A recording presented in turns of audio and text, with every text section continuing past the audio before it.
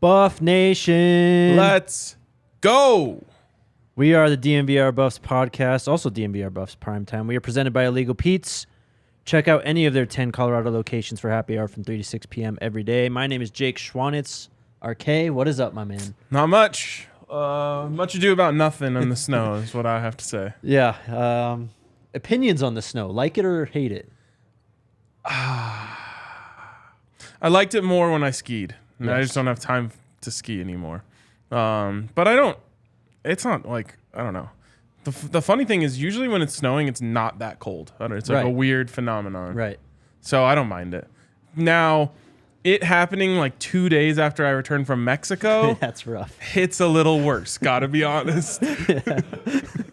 I'm not the greatest. I like days like this, but tomorrow when it's like it's melted and it's all turned into ice, not my favorite. Yeah, I mean, like, and I'm pretty much an exclusively white sneakers guy. That's brutal. Yeah. And so it just doesn't. Those two things don't work out too well. Yep. But you know, we make it through. Yes, we do. We got some news today about the schedule. Finally, the Pac-12 slate has been released. That means the Buff schedule in full is finally out. No week 0, but we got week 1 to week 12, I believe we got. Yep. RIP week 0. It was a fun podcast. It was a fun, 36 hours? Yep. I didn't like the reporting that suggested as if like Coach Prime mentioning it to ESPN was like the reason that it got shut down. Because from everything I've heard, it had nothing to do with that. Right. Obviously, the Buffs were kind of trying to like, I don't know. I don't really know what the word is. They were trying to find a loophole that would allow them to do that. And they had to go through the NCAA. NCAA shot it down. I really don't think Coach Prime hinting at it on College Game Day had anything to do with it. No, I don't think so either. People are already asking about YouTube videos. We'll get to YouTube videos. We're going to talk about the schedule first. Segment 3. YouTube videos we watched recently. Yes. Really quick. What it is. Yesterday, we had, 430 likes before the show ended. Last I checked, I think it's over 900. 20,000 views on the show yesterday. You guys are incredible. Cannot appreciate you anymore. And we might as well just start setting new records every day on these likes. Also, I know I told you to do this, but I'm going to do it anyway. Okay. I wanted to remind you guys that if you ever want to catch the show and you're in the car, maybe you can't catch us live and you just want to listen, you can find the show anywhere you listen to podcasts. So iTunes, Spotify, wherever, go there, check it out, download. Make sure you're downloading the show. Honestly, even if you prefer to watch here, you can still subscribe to download the show on iTunes. And if you're gonna hop over there, you might as well hit us with a 5-star review while you're there. Yes, absolutely. Plugs are DNVR done. Buffs podcast. All bases covered. Slight flex, if you just type in Buffs, we're the first one that shows up. Oh, I love that. I'm going to start using that now. Yeah. I didn't know that. All right. Throw it up, Kale. Let's get into talking about this thing. We've talked about the non-con quite a bit. I don't know. Do we even have to talk about the non-conference today? I think the biggest thing is that the ASU game officially not moved to week 0. Mm-hmm. The non-con is a hell of a slate. It's not kind. Yeah, and I think that's all you really have to say. I think we're overblowing it maybe a little bit just because TCU is going to be formidable, but they're going to be very different. Mm-hmm. Nebraska has been shit for a long time. Yeah. They made a nice hire at head coach, and we'll see how they look. But they're not like some power. Right. It's just a name that we recognize. So it's like, oh, yeah, well, they're not Nicholls State. Yeah. It feels different, which it is. Mm-hmm. And then finally, Colorado State. Like, Colorado State was trash last year, too. So sometimes I feel like we're just getting caught up in the names. TCU is the one that's like, damn, you got to open with TCU? That doesn't sound fun. The other two are names that we recognize. And so I think a lot of people are talking themselves into those being tougher games than maybe they might end up being. Right. As we talked about yesterday from the John Canzano report, opening up the Pac-12 slate at Oregon on the 23rd. Week after that, USC is coming to Boulder on the 30th. Week 8 is the bye. Looking at it right there, 4 of the first 7 games are at home. You get 2 games at home in November, back-to-back, Oregon State, Arizona. 2 Friday games also. October 13th, Stanford here in Colorado. And then week 12 at Washington State on a Friday night. That I just don't like the sound of that off the bat. That is some Pac-12 After Dark mayhem waiting to happen. Yeah, but maybe good Pac-12 After Dark mayhem. Could be. It is. It's an interesting schedule. Mm-hmm. I look at it through a couple lenses. First lens is as a fan. From a fan perspective, this is a fantastic Great schedule. Yep. Nebraska and CSU are the first 2 home games. Are you kidding me? Then you get Southern Cal at home. They hate being called Southern Cal, so I always call them that. Okay. Stanford on a Friday night after that. And then, it's a little thing, but it is kind of an advantage for a season ticket holder. The latest game of the season is November 11th. Like, there's a chance you might just get 7 perfect days. Mm-hmm. And, usually if you get one of those late November games, it's going to be really cold. Right. There's a chance that they don't even have a really cold home game next year. Like, Yep. Of course, it's Colorado. It can get cold in November. But we also will have 65, 70-degree Saturdays in early November. So Yep. from a fan perspective, I think this is a 10 out of 10 home slate.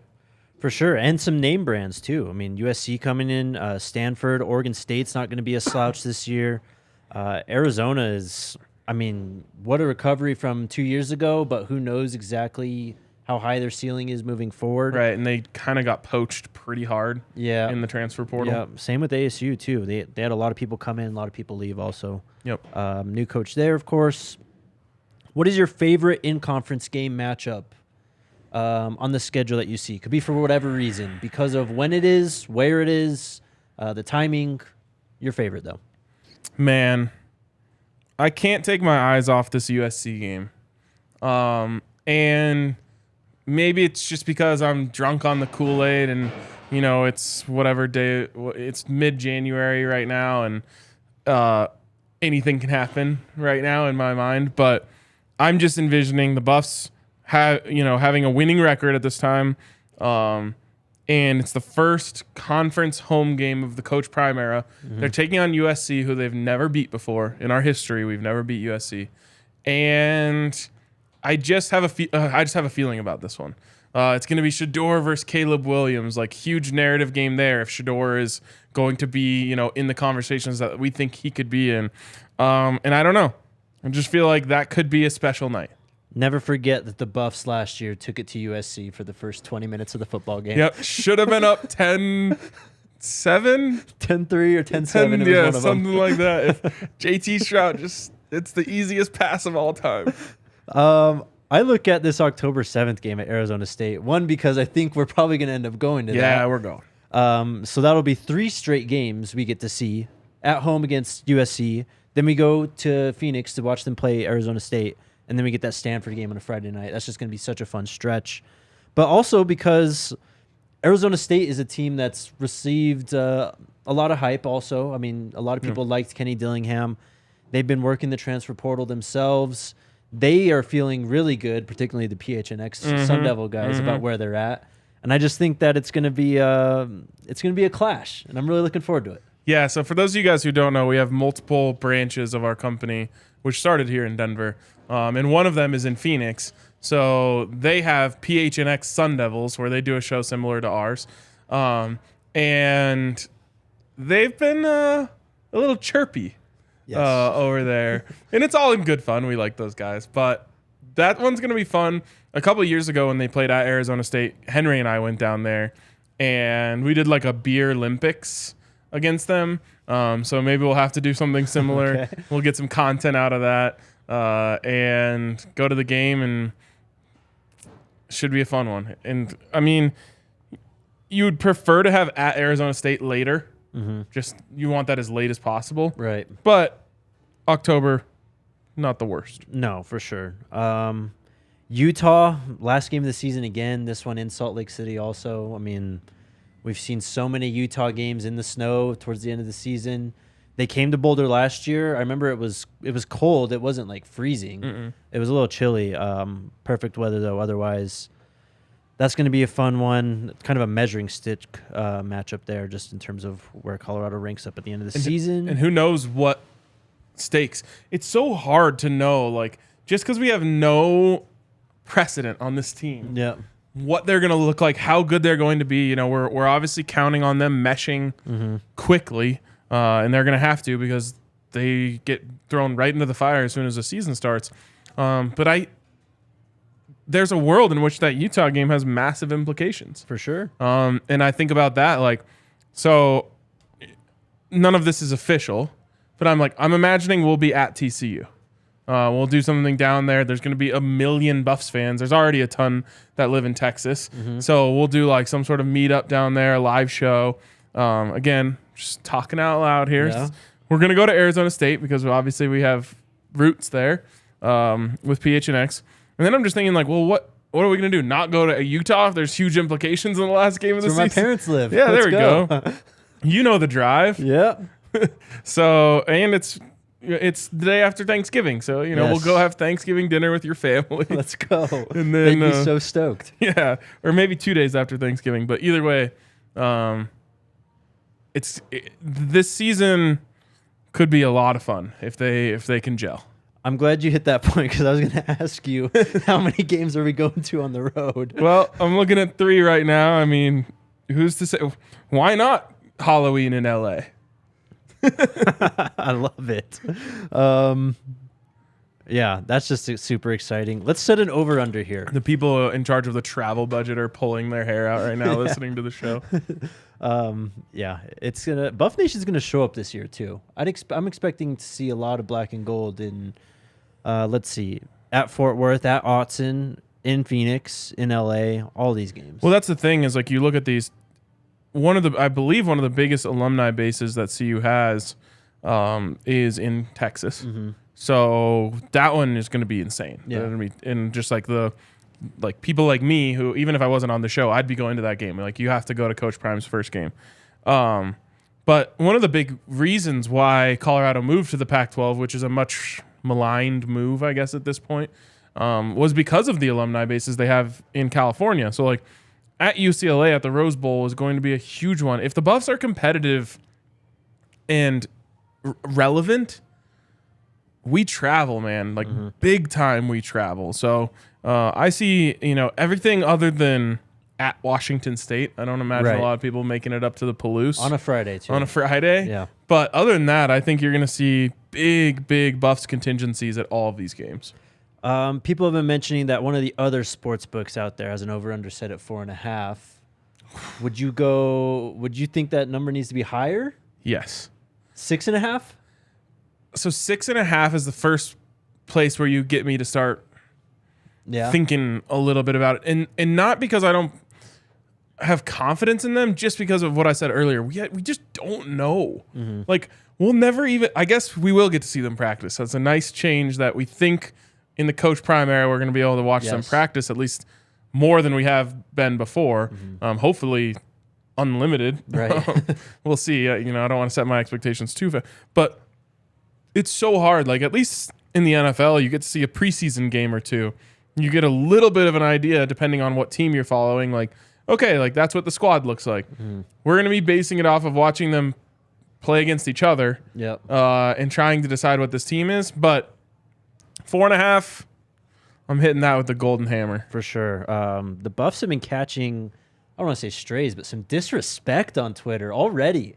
People saying, I don't see this more than a 2-win team again, which is absolutely absurd. If you just watched any type of Buffs football last year, there's just no way they're going to be that bad again. No, anyone who says anything like that does not pay attention whatsoever. Yep. Legitimately. And, this is Twitter, so we shouldn't be surprised that people who have no clue what they're talking about are running their mouths. But it is true. Like, they have the number 1 transfer class in the country. And it's not just because of, the size of it, like a lot of people want to say. Not even all of those players have been ranked yet. So they have the number 1 transfer class in the country because they brought in Travis Hunter, the highest rated available transfer in the country. The only 5-star in the portal. Yes. They brought in Shedeur Sanders, who is the best quarterback they've had in a long, long time. Those people are just looking at a team that won 1 game last year, and then looking at some of the names on the schedule, yes, of course, Oregon, USC, UCLA, at Utah, and they're seeing those things and just going, oh yeah, well that 1-win team from last year isn't going to be able to compete with those Pac-12 powers, and they're going to be in for a nice surprise. Yes. Any final takeaways before we move on? What was I going to say? Yeah, I was just, I think a lot of people, someone pointed out to me on Twitter and said 2 home games in the last 7 weeks. As I look at it here, it's actually 2 home games in the last 6 weeks. That's a weird way to look at it, though, because it's really 2 out of the last 4 are at home, which is fine.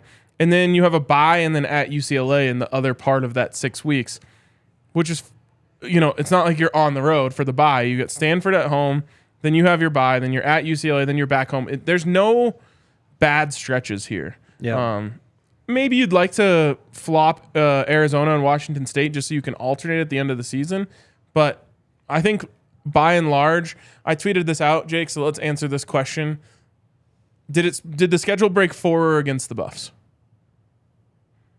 I don't know. It feels pretty fair, honestly. Yeah, I think it broke for them.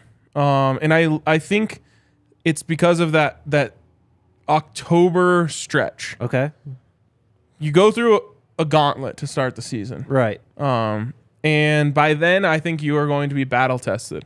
And then you start October with a Friday you get at Arizona State. Then you have Friday game against Stanford. Then you have a bye. Then you have at UCLA. Like, I really like that. And then you roll that into Oregon State and Arizona at home. I think you can build a lot of momentum there. Sure. And so it's close. I think you're right. It's a fair schedule. They didn't get any really tough breaks. I think the toughest break about it is at Oregon and then SC at home to start things. Right.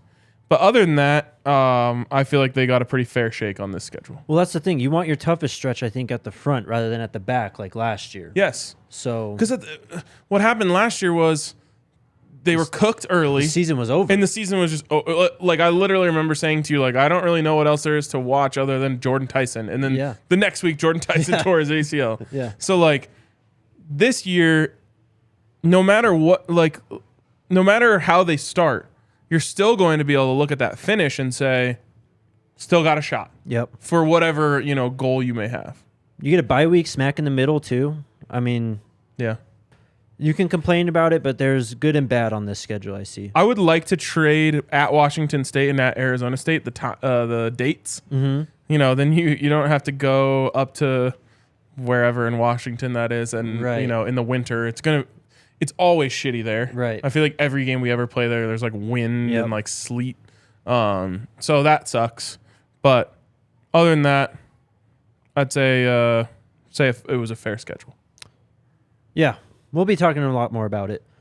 Shout out to our friends over at Jive Hive. That's JIVEHYVE. They are a virtual dispensary on wheels that offers convenient pricing, privacy, and security. They can do discreet deliveries. If you've been home partying, deliver right to your door. Visit jivehive.com. Again, that's JIVEHYVE.com, and get your order delivered the same day or schedule a delivery window. We'll be there to say hi. Head over to jivehive.com and enter your address to find out if Jive Hive can deliver to your door. They are now serving in Aurora, Greenville Village, Monument, Fountain, and various areas of El Paso County. That's JIVEHYVE.com. Also, shout out to Illegal Pete's. Illegal Pete's has an endless options of fresh ingredients that can fit almost any diet or dietary restriction.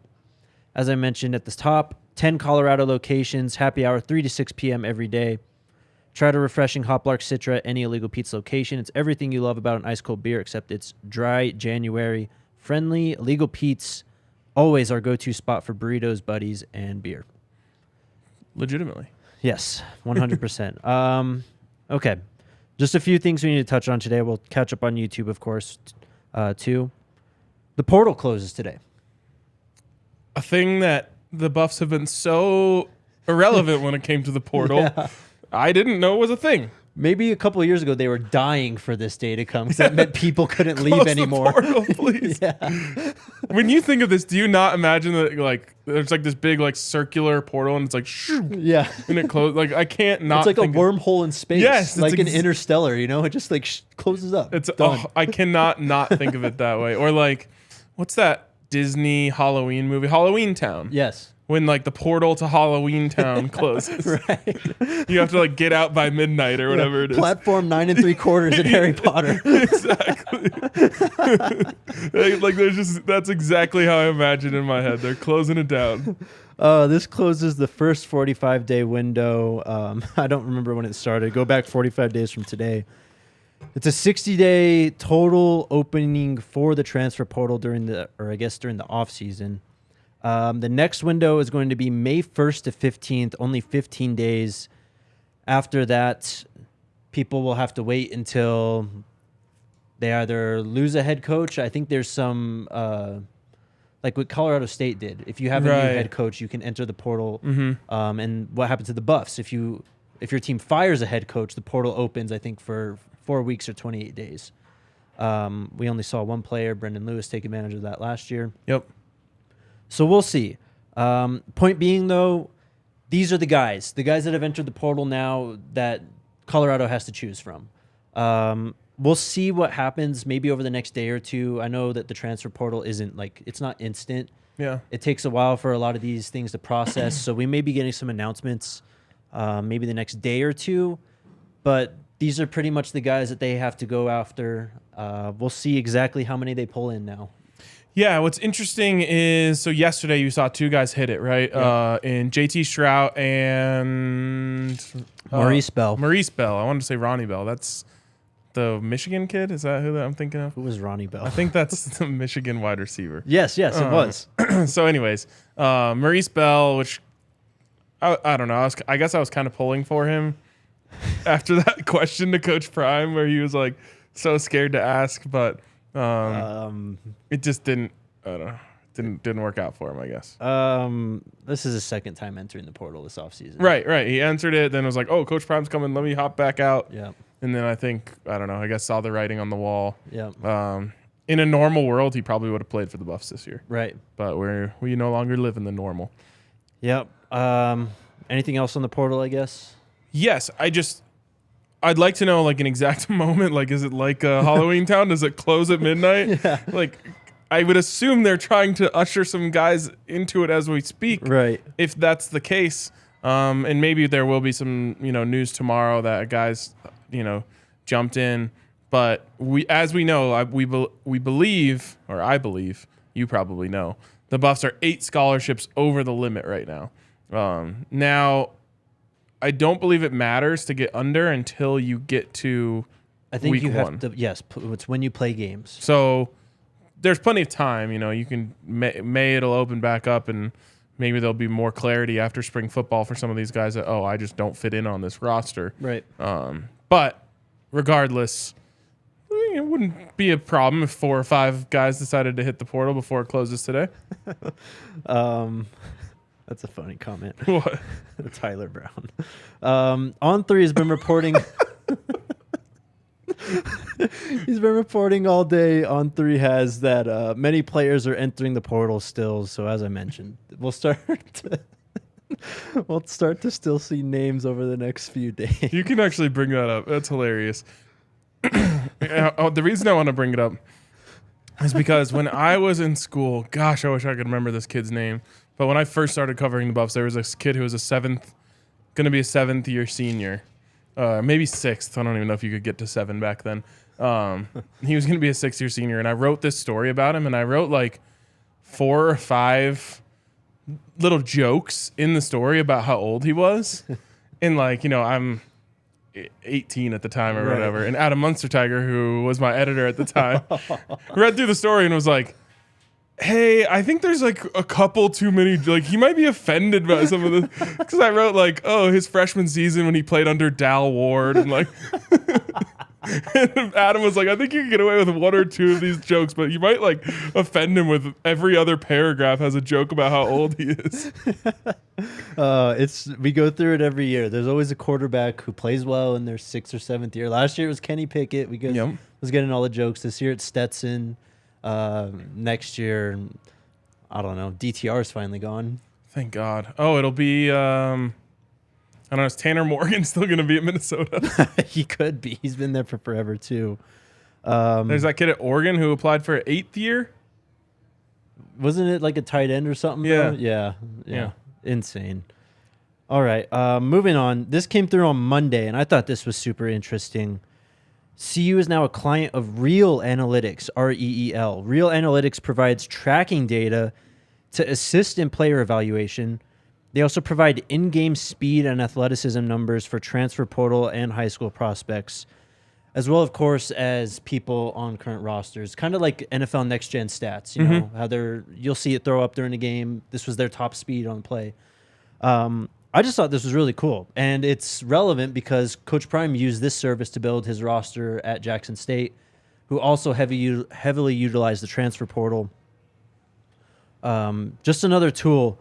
And some interesting things. They have what is called an IGA, which I'm assuming means in-game athleticism. You're just guessing on that one? That they have the in-game athleticism thing in there a lot. Okay, all right. So that's what I thought it was. I thought you were just like saw IGA and you're like, I think this would stand for in-game athleticism. No. 2 will be buffs and 1 will be buff. Okay, you said it, not me.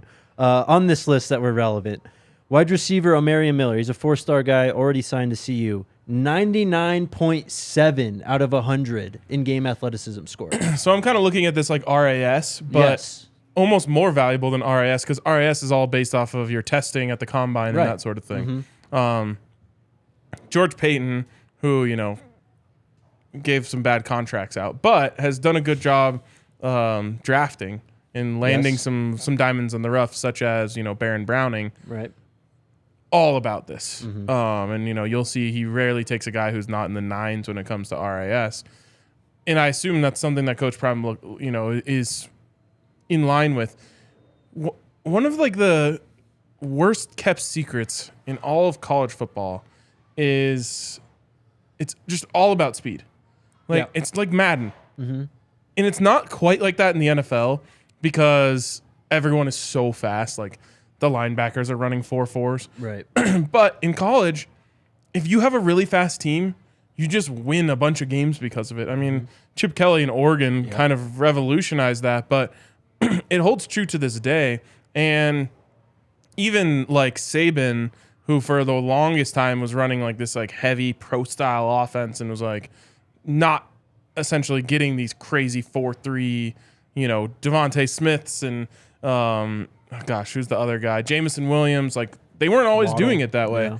And even he started to realize like, speed in college football is just the easiest way to win. And I've noticed this with Coach Prime. Almost all of the guys that he's going after are extremely athletic, but also extremely fast. And Omarion Miller is another great example. Yep. He had a video. I can't remember if it was at some Under Armour high school all-star event over the weekend. I tweeted out, I don't know if you saw it, but there was just just 45 seconds of what Omarion Miller was doing to kids out there. No. His route running is... Oh, man. I'll pull it up. We can maybe show it on today's show, too. Next guy, though, had a 96.7 in-game athleticism score. Tajay McCoy, the edge, the 3-star kid out of Oklahoma, signed to the Buffs on early signing day on the 21st. We talked yesterday about how these grad transfers coming in at edge are going to really bolster this team. Seems like you got a young bull in Tajay McCoy, though. Yes, that's exciting.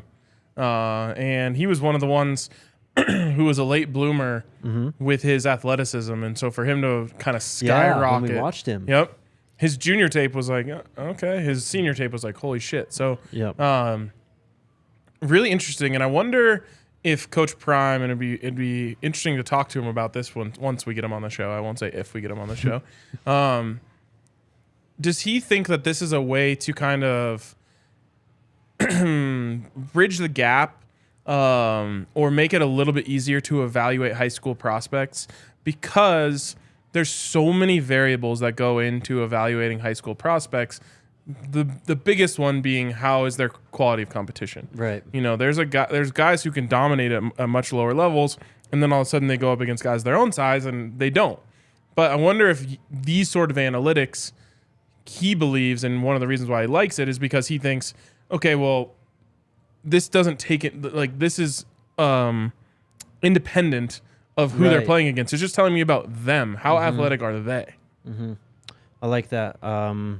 Last guy on the list is, of course, Cormani McLean, 95.5 in-game athleticism score. Kale, I sent you that tweet of Marion Miller, or actually, this was Adam Hopkins, sorry. Do you still want to watch Adam Hopkins, though? Tear up some high school kids? Oh, yes. Oh, okay. I remember this a little bit more, but let's absolutely watch Adam Hopkins. 4-star, of course, who committed to the Buffs right on signing day, I believe. I'll pull it up right now.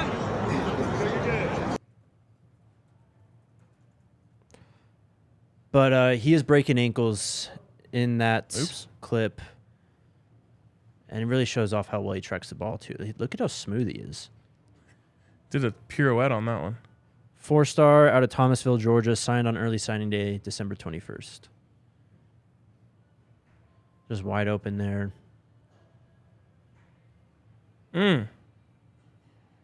Jeez, he created separation he on that accelerates. one. Goodness gracious. Oh, one of those was on Desmond Ricks. Does anyone know in the comments, by the way, is he related to Eli Ricks? Gotta be. Now at Alabama, I believe. This is impressive. If you like these Adam Hopkins highlights, hit us with a like. Hell yeah. I don't think we're on pace, Jake, to beat yesterday's numbers. Yeah, come on, guys. You set the bar really high yesterday. I know. Now I'm just like, our expectations are blown out of proportion. What else do we got here? Let's talk about some YouTube. Let's go. A few days ago, YouTube Corner. YouTube Corner. Part 2 of Coach Prime's meeting with his support staff came out. It's interesting to watch. I think you should watch it for sure. Okay. But the biggest takeaway, at one point, Coach Prime, I believe he's talking to the equipment manager or something. He goes, we're going to order more uniforms. I want more change than Lady Gaga. Let's go. I think a lot of Buffs fans are very uneasy about this. And I get it to an extent. Colorado has always had a very traditional look. And I think some people are gatekeeping that a little bit. But I also think that there is a time and a place where we just have to move on from worrying about what we normally look like, or, obviously black and gold is going to be there. Kale, if you could bring it on me.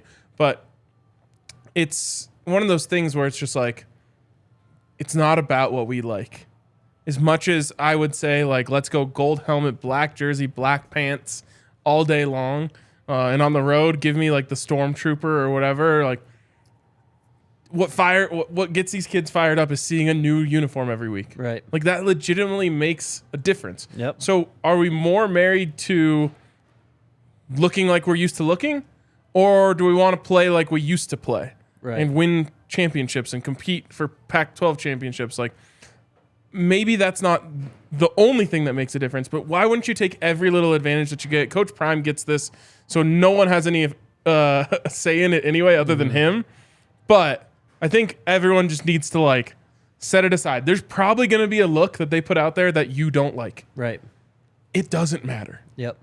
It really doesn't. So I wanted to set that out there for people, because I just know there's going to be some hand-wringing over, we're not that kind of, we are now. And it's going to help us win. Get over it. I'll say that on this topic. As you kind of mentioned, fans can be weird with uniforms. And it's a lot of times because a uniform can almost bring back a memory of a certain play or a game even, right? Coach Prime, the Coach Prime era is here. You're going to need uniforms to mark these times. It's a great point. So whether it's these new ones or however many are these old ones and however many new ones they end up getting. It's not a bad thing to kind of mix it up and, you know, let the kids have fun with their 1,700 combinations or whatever. They should. And what you'll see is like every recruit will come in, especially when you have a ton of different mixes. Every recruit will come in and they'll be wearing a different one because that's the one that they think is the coolest. Yeah. Rather than being like, well, these are our 3 options, so Right. pick one. It's like, okay, you can wear the gold uniform, you can wear the silver uniform, the black, the white. We have that helmet. We have the metallic helmet. We have the helmet with the horns on it. Like, go crazy. Yep. Give them all the options in the world. I know deep down no one cares about anything but winning, but everyone's going to always have something to complain about. This one will happen. I'm begging you. Just let it happen. Yes. Just embrace it. Well said. One more thing to get to. Make sure you guys get your questions in now. Hit that thumbs up button. We will get to those very, very shortly. Let's go. Love that. But many people were talking about it today because it came out on our show yesterday when we were live. The Travis Hunter destroying video. It's basically just a tour of the facilities, which is already on YouTube and we've already seen before. Yep. But it's interesting. You get to see Travis in his element. He's joking around. I mean, Yeah. you're going to love it from that perspective for sure. And the stormtroopers were out in the snow, and my God. That clip is so fire. Yes. And again, just confirms they will be wearing the Stormtroopers week 1 at TCU. Have to. It's the lock of all locks. Have to, man. Shador did his announcement in it. Travis is doing the destroying video with it. But that video with the snow on the field, that hit. Yeah. Yeah, it was great. Also, just going off memory of other things on YouTube, we're seeing a lot more of our guy, Tyler Brown. He's around the facility quite a lot. Yep. He's a great character. Great man. Yep. Trying to think what else. By the way, the destroying story is so cool, or destroying. Yeah. We had heard this, obviously, the story of, you know, the kid who had to choose between YouTube or college football, and I didn't put that together when everyone was saying, "Oh, he released the video of Travis Hunter," that was him. I just love that. Like, Yep. any middle finger to the NCAA. You know, one of the OGs of NCAA middle fingers was skiing with Shador Sanders this weekend. Did you see it? Yep. The picture of Jeremy Bloom with Shador. Jeremy Bloom, of course, was an Olympic mogul skier who was playing for Colorado. And the NCAA tried to say, you can't accept sponsorship money for your Olympics run if you're going to play college football. And so he had to step away from CU. He was my favorite player at the time.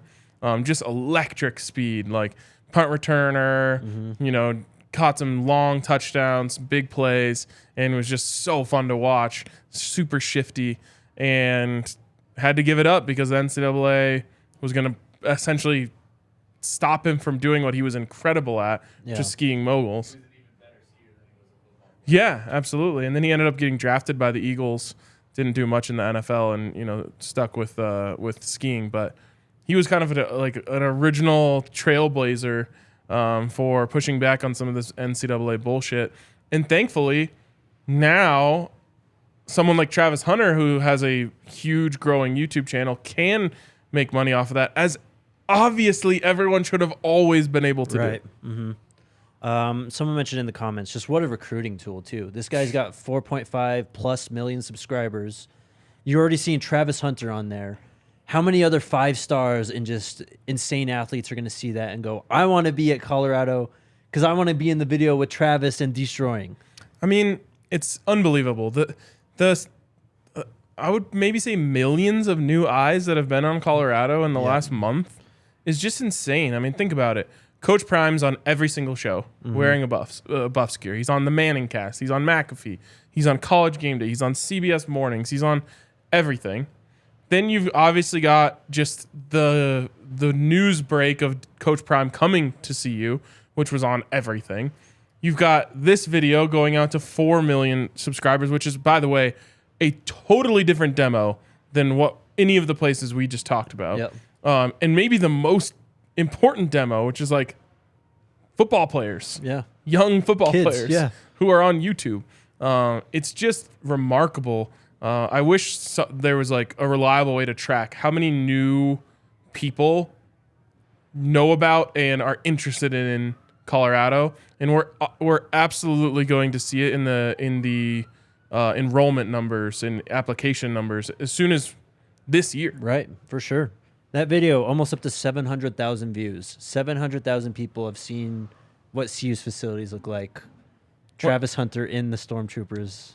If we get a few more likes, we might be able to get this to 700,000. Let's go. While you guys are liking this video, I'm going to tell you all about our friends over at DraftKings Sportsbook, where, of course, the NFL season is winding down. It's NFL divisional round this week. My favorite week of the NFL season. Are you a divisional round guy, or are you otherwise?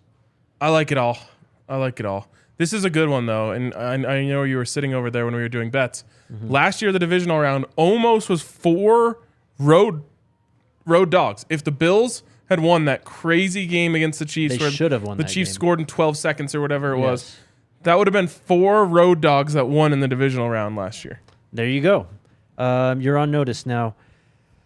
DraftKings Sportsbook is an official sports betting partner of the NFL. New customers can bet just $5 and get $200 in free bets instantly. You can also boost your same-game parlays up to 100%.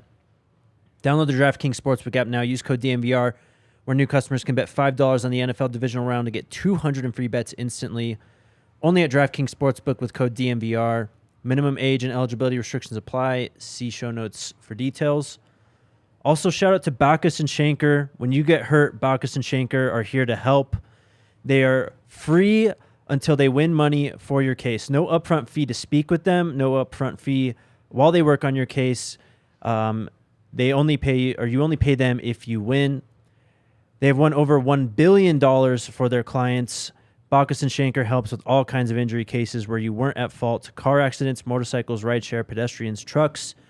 We can even help if you're injured at work. Call us at 222-2222. Just keep hitting the 2 button until you get to them. Perfect. As I said on the Bronco show yesterday, I think a girl gave me that number at a bar once. Oh, no. That's brutal. Yeah, call them to find out if you have a case for free. Bacchus and Shanker wins. All right. Questions? Let's do it. Yep, let's do it. Do we have a big run stuff for DT? Okay, and I saw these comments right when we started, too. A lot of people are asking who 99 was in the well-off video. That's Jalen Sami. What video was he in? It was the last Opulence one. Okay. I think it came out late last night. It's called CU. Okay. I didn't see that one. SEEYOU. Yeah. 2 days where you don't watch videos and you're just out crazy. of the loop. Yep. He needs some work though, so they've got some big bodies. I won't say they have like a certified run stuffer though. I think I'm higher on Sami than you are. Yeah. I think that he was a victim of the defense last year more than a problem of the defense. Oh, for sure. I'm not saying he's a bad player, but yeah. I don't know. We'll see. Yeah, and then they also brought in the kid from Fresno State. Right, Leonard Payne. Yep. Great name. So yeah, they've got some beef. How many of these games do you expect to be televised nationally instead of on the Pac-12 channel? That's a great question Really because good question. the Buffs were Pac-12 network regulars last year. Yeah. Okay. So let's just start here. Oregon, SC, guaranteed. No chance. Yeah. Those are on national television. At Arizona State, that feels like an FS1 game to me. Okay. Stanford at home on a Friday, guaranteed national television. That's why it's on Friday. Yep. At UCLA. Rose Bowl, baby. Come on. Yeah, that's probably national. This is where it gets a little more dicey. Oregon State at home. We'll see. Arizona at home. We'll see.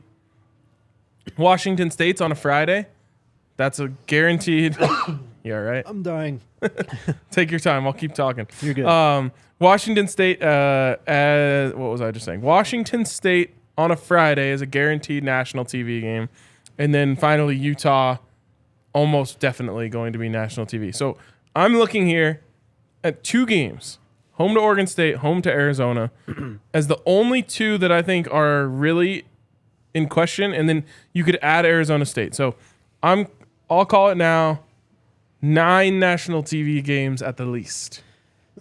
With that Utah game, though, it depends on the stakes, I think, too. Because if Utah's already undefeated and have kind of wrapped up a Pac-12 title game, maybe not a ESPN or ABC headliner. So yeah, we'll see. That's fair. What else we got, Kale? E-Love, what's up, man? Did you see Travis Hunter dunking like Ja Morant? I didn't watch the full video, but yeah, man, it's crazy the bunnies that guy has. He can dunk on almost anyone. Dude, he has that. There's like this new age type of athleticism. I don't know how to explain it other than like I hadn't really seen it until Jerry Jeudy came along. Right. I know what you mean. And it's like this like long, shifty, bouncy, super quick that didn't used to exist. Right. Yep. I don't like, and Cormani has it too. He does. And so yeah, I don't know. I don't even know what to call that, but it's this insane athleticism that's like wiry. Like I don't know how to explain it, but you know what I mean if you've watched Jerry Jeudy or anyone like that. In the mentions to that Adam Hopkins video and in the comments just now, people were talking about Jerry Jeudy when watching him. Yep. What else we got, Kel? Would you guys have preferred the Week 0 ASU game that was canceled? I think so. Yes. Absolutely. You get another bye week too from it. The only thing is I thought CU fans got a little crazy, like putting that game in Vegas, without any reason. Everyone's like, "Oh yeah, they just played in Vegas." Yeah. So you wouldn't have wanted Week 0 straight up at Arizona State, but Wilner, I think it was, or one of the national guys, hinted that it was going to be in Boulder at one point. And then when it was shut down, they said there will no longer be a Week 0 game in Boulder. Huh. So like I don't know if they were going to trade a 2-for-1 type of thing, Right. But to just say like we'll give us 2 in a row and then we'll give you the next 2 in a row or something like that. Who knows? I mean, they're obviously interested in Week 0, so we'll keep an eye this time next year if something comes up. So yeah. Over under of fans at the Rocky Mountain Show is gonna be sold out, dude. Well, it's in Boulder this time, so it's gonna be not. sold out. Even if it was at Mile High, like it has been for like the last 10 years, it still probably would have been sold out. Mm-hmm. But it's at Folsom. Every game at Folsom is going to be sold out. Yep. Best part is far less Rams fans. Yes, for sure. James asks, how many years before Denver hosts a Walmart-sponsored bowl game? That's a kind of a Broncos question, I guess. Yeah. Not many, as long as it takes for them to build that new stadium. Do you think they're getting a new stadium out here? I do. Yeah. Now they're putting like $100 million or whatever into the current Mile High. Yeah, I drive by it every day, and they're doing a bunch of stuff out Really? front to it. Yeah. Interesting. So that'll hold them over for a little bit, but it doesn't preclude them from building a new stadium. I think it's only a matter of time before they build a new stadium out by the airport. That sucks. With like a whole city around it that I'm just already calling Waltonville. And the Waltons are going to own all of the real estate around it, and they're going to build a whole city off of making a football stadium. But it's going to suck because Denver's one of the few places where every team plays in downtown. Yep. And on the other hand, it's probably going to look like Jerry World or SoFi, so that'll be kind of cool. Dome? I'm calling retractable. Okay. E-Love, here you go, Ryan. Why is there so much hate on Tim Brewster's video? Is everybody just soft now? This is one of the weirdest things ever. And I think it's all just the anti-Colorado Coach Prime pushback. PhDs? Yeah, someone said don't even call them Prime. Meridians, don't associate them with Prime. Just call them Meridians. I don't hate that. But I'm just going to stick with haters. I just think they're looking for anything that they can try to pull on the Buffs right now. But I don't get it, E-Love. The only thing I can really pull from is to say, I don't think these people have ever been exposed to football that closely. Yeah. Like, they see like a rallying speech from like Nick Saban in the locker room before the national championship. He knows the camera is on. Right. But I just don't think people are seeing like the way that football coaches actually interact with football players. Yeah. But I'm blown away at the response to that because it's the most normal football coach, football player interaction that like I can think of. It's obviously a little bit turned up, Right. but like he didn't curse anyone out or No. talk poorly to anyone. He just it was like a rallying, like He literally told players to stand up. yeah, That's all he did. and it was cool. They all stood up real quick and in unison. Really exhausting those players on the first meeting.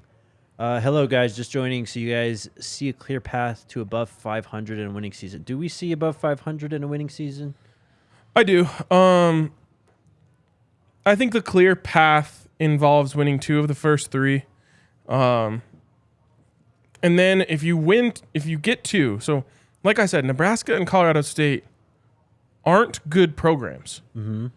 Like we just have to make sure we keep that in mind. Those aren't, Nebraska was. Right. Same with us. We were. Right. Both schools are fighting to get back. Mm-hmm. Little known fact, Colorado has won a conference championship more recently than Nebraska. Yes, sir. So both schools are fighting to get back, but it's not like that's a game the Buffs will probably be favored in. Mm-hmm. Colorado State, they're going to be heavily favored in. Yep. So there you go. Win 2 out of the first 3. Then if you do that, let's just jump straight to October. Forget about Oregon and SC. You got to win 4 of Arizona State, Stanford at home, at UCLA, Oregon State at home, Arizona at home, at Washington State, at Utah. Just look at those. Like you just win the 3 home games. Yeah. Stanford, Oregon State, Arizona. You should be favored in all of those. Mm-hmm. And now you just need to find one more win at Arizona State, at Washington State. Obviously, the most difficult ones at UCLA, at Utah. Yep. So clear. Do I see a clear path? I would say yes. I do see a clear path. Where the challenge lies is being ready fast. Yep. And I think that this coaching staff, which is so qualified, has their hands full. But if there's anyone that can do it, I think it's them. They've got to be ready. I'd say by week 1, they really have to be really ready. They got to be like in gear by week 2 when you face Nebraska. Right. I mean, and if you can steal one of these games, potentially against TCU, Oregon, USC, UCLA, Utah, I mean, and win the games that you're supposed to win, who knows? And like again, we're looking at this schedule on paper and saying the teams that are good are going to be good. Every year, there's teams that regress, surprisingly, or who's to say someone doesn't get injured? I'll touch wood because I don't ever want to see anyone get injured. But a top player for a team gets injured, their whole season is changed. So that's just on paper. There are certainly 6 winnable games, and I don't think you even have to take it beyond that. Love that. My guy Samad with a super chat. New top 10. Here we go. Top 10. Tresman Marshall, linebacker. Jacob Hood, offensive line. Keanu Williams, defensive tackle. Jaheim Singletary, defensive back. Demoy Kennedy, linebacker. Eric Gilbert, tight end. Lyneth Whitehead, running back. Marquise Robinson, DT. Keontae Goodwin, offensive lineman. And Dominic Blaylock, wide receiver. Samad has been on it. He sends me his top 10 most desired players pretty often. I love it. Is Eric Gilbert still available? He I thought is. he committed somewhere. But I could be wrong. I'll take your guys' word for it. I got some info on him that off-field is a concern. That's a bummer. Yep. 279 likes. Yep. 21 away from 300. Let's get it. Pump it up. I don't know if we'll be able to get through all of these, but we'll try our best here, Kel.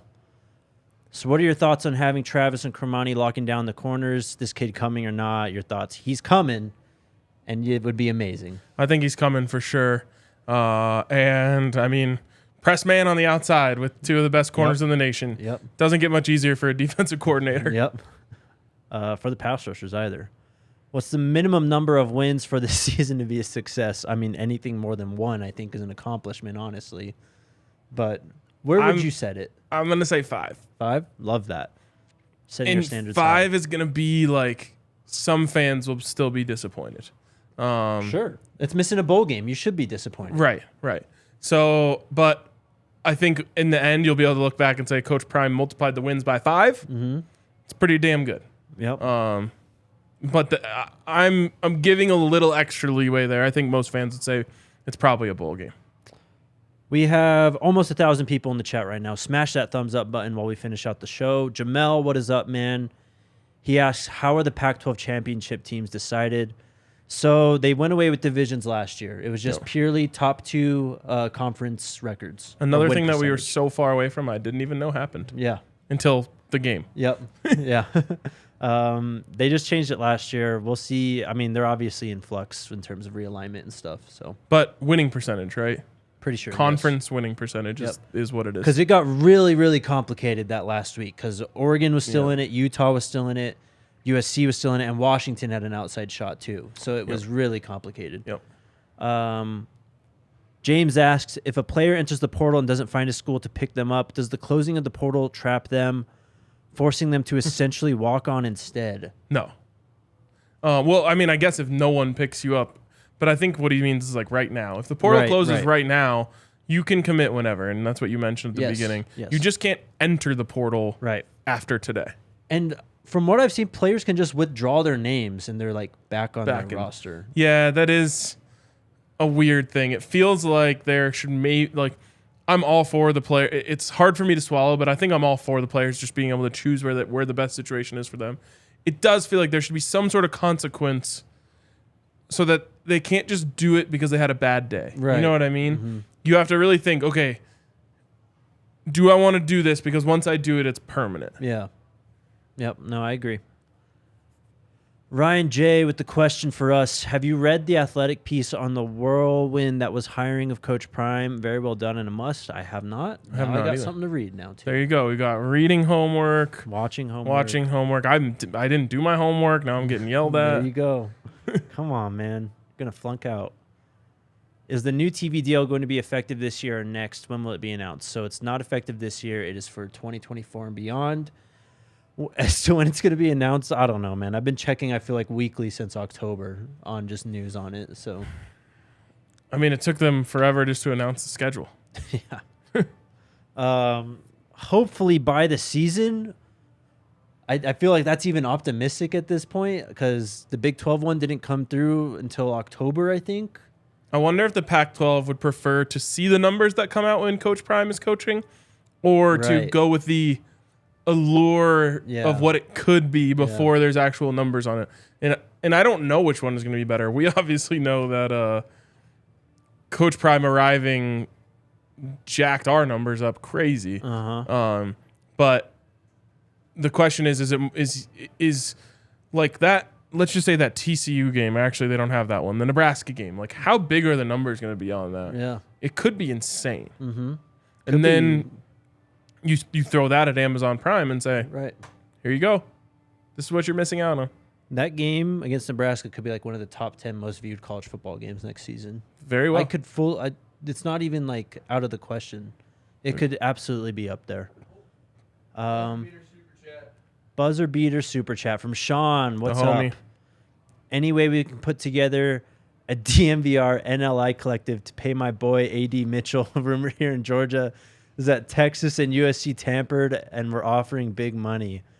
That's a great idea. I love this idea. I feel like it's how we end up like as part of a 30 for 30 about the NIL. Yeah. And I'm in on that. Yeah. Changing the game.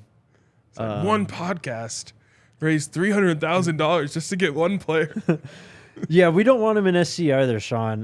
They've got too many guys. Can you imagine if instead of thumbs up, we're just like, donate to the collective? Yeah. Send all your super chats to the collective. We've got $1,000 today. Let's hit 2. Oh, I love it. That's it. Another good show. Yeah. We'll be back tomorrow. Friday, I think we're gonna go a little earlier. Oh, I don't think I've talked to you about this yet. You have not. I'm trying to I'm trying to go to basketball practice on Friday. Ah, okay. Yeah. All right. That's a good excuse. Yes. Trying to do my job. There you go. So we'll be back tomorrow around 3 p.m. Go Buffs. Go Buffs.